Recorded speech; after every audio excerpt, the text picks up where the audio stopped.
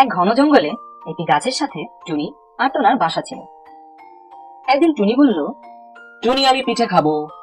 আচ্ছা, তাহলে পিঠের জিনিসপত্রগুলো এনে দাও, পিঠে বানিয়ে দেই। কি জিনিস লাগবে?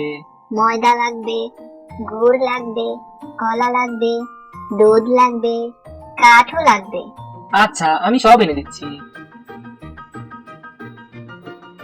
এটা বলে সে বনের ভেতরে গিয়ে গাছের শুকনো শুকনো ডালগুলো মটমট করে ভাঙতে লাগলো।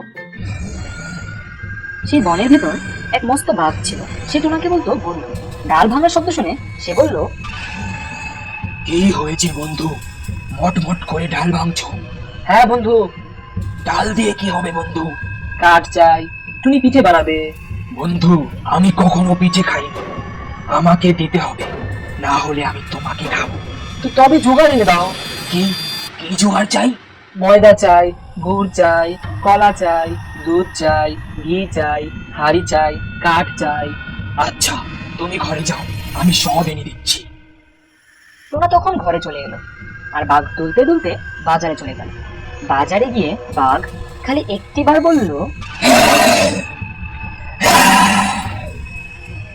গর্জন দিয়ে উঠতে না উঠতেই দোকানিরা দোকানপাট সব ফেলে ছুটে পালালো।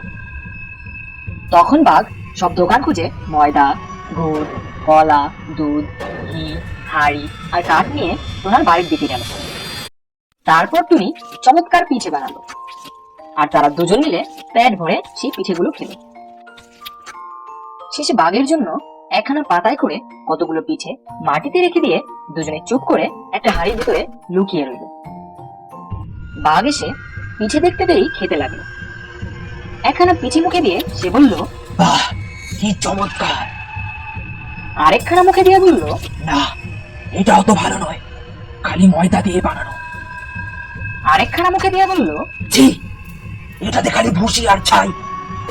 তোরা বন্ধু, এ কি খাবালে? ঠিক এমন সময় টুনি হাড়ির ভেতর থেকে নাক মুখ ছিটকিয়ে বলল, টোনা, আমি হাসবো।